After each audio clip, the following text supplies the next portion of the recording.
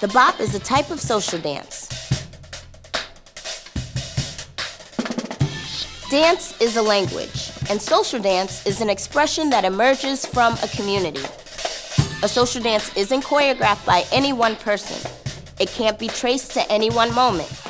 Each dance has steps that everyone can agree on, but it's about the individual and their creative identity. Because of that, social dances bubble up, they change, and they spread like wildfire. They are as old as our remembered history. In African American social dances, we see over 200 years of how African and African American traditions influenced our history. The present always contains the past, and the past shapes who we are and who we will be. The Juba dance was born from enslaved Africans' experience on the plantation. Brought to the Americas stripped of a common spoken language, this dance was a way for enslaved Africans to remember where they're from. It may have looked something like this.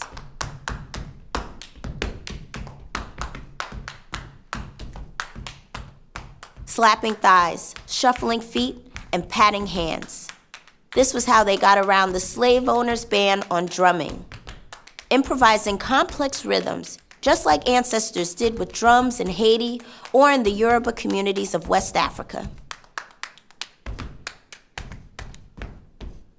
It was about keeping cultural traditions alive and retaining a sense of inner freedom under captivity. It was the same subversive spirit that created this dance, the cakewalk, a dance that parodied the mannerisms of Southern high society, a way for the enslaved to throw shade at the masters. The crazy thing about this dance is that the cakewalk was performed for the masters, who never suspected they were being made fun of. Now you might recognize this one. 1920s, the Charleston.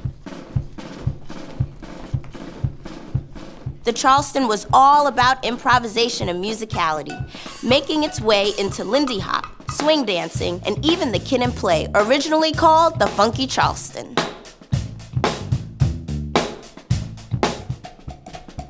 Started by a tight-knit black community near Charleston, South Carolina, the Charleston permeated dance halls where young women suddenly had the freedom to kick their heels and move their legs.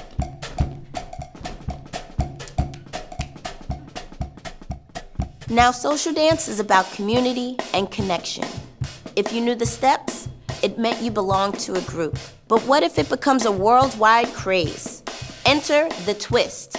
It's no surprise that the twist can be traced back to the 19th century, brought to America from the Congo during slavery. But in the late 50s, right before the Civil Rights Movement, the twist is popularized by Chubby Checker and Dick Clark.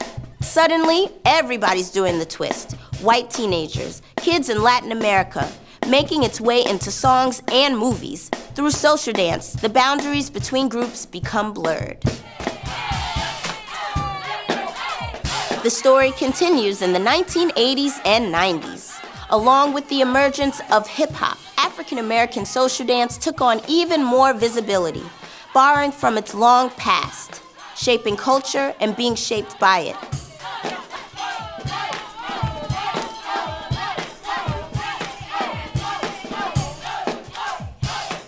Today, these dances continue to evolve, grow, and spread. Why do we dance? To move, to let loose, to express. Why do we dance together? To heal, to remember, to say, we speak a common language. We exist and we are free.